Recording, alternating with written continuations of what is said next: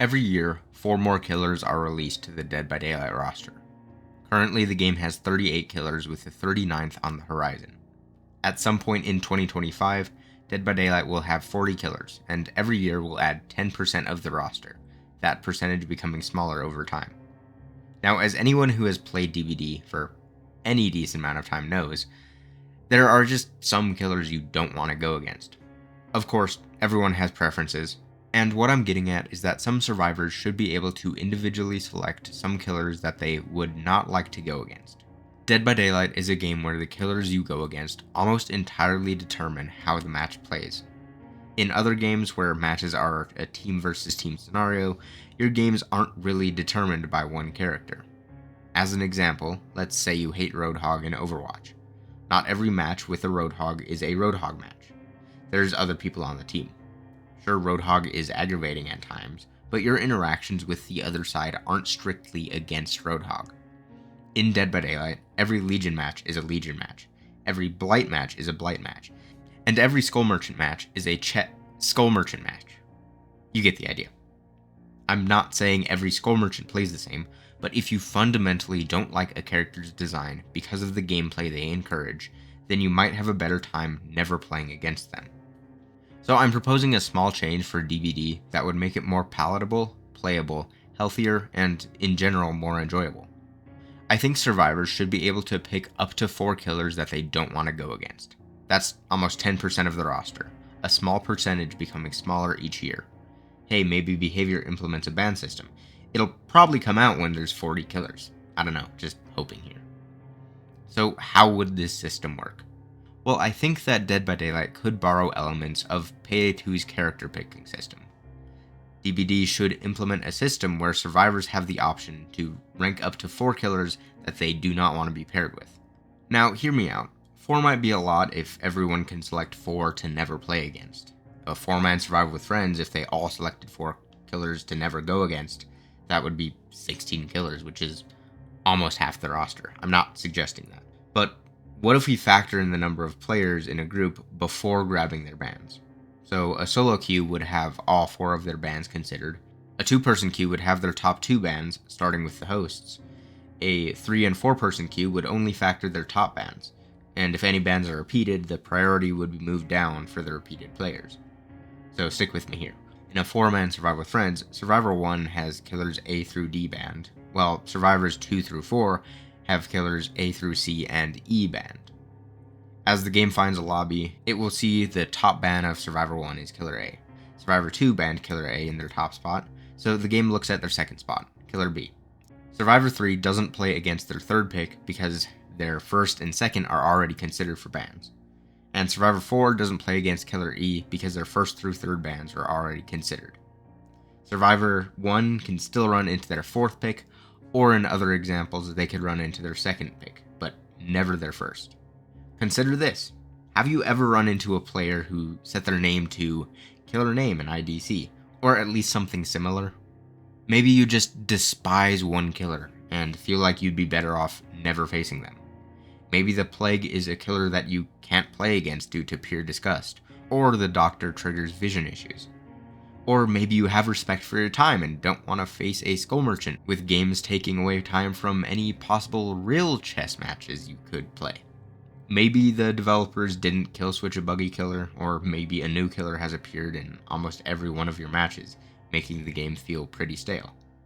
There's so many reasons why Dead by Daylight should have a ban system and would benefit from it.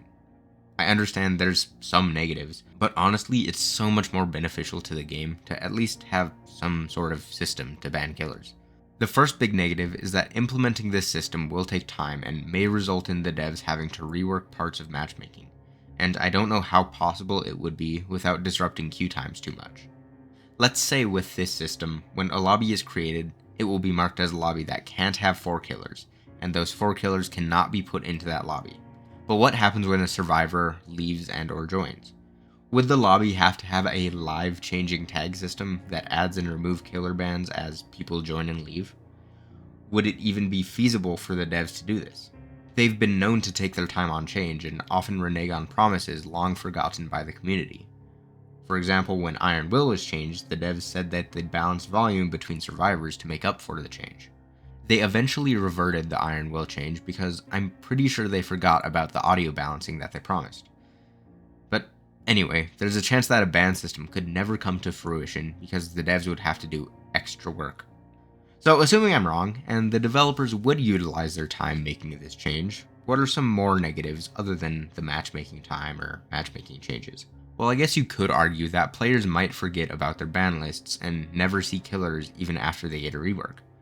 This is a small negative that can be fixed by having the menu to select bans be present, and maybe even reset when killers get updated, or just in general when the game gets a large update. You could even get a pop-up notification if you have a certain ban list that doesn't change for a certain amount of matches or time. Hey, maybe even a blood point incentive for playing against heavily banned killers. Okay, but what if certain killers are banned and no one wants to play against them, even with incentives? Well, it's simple.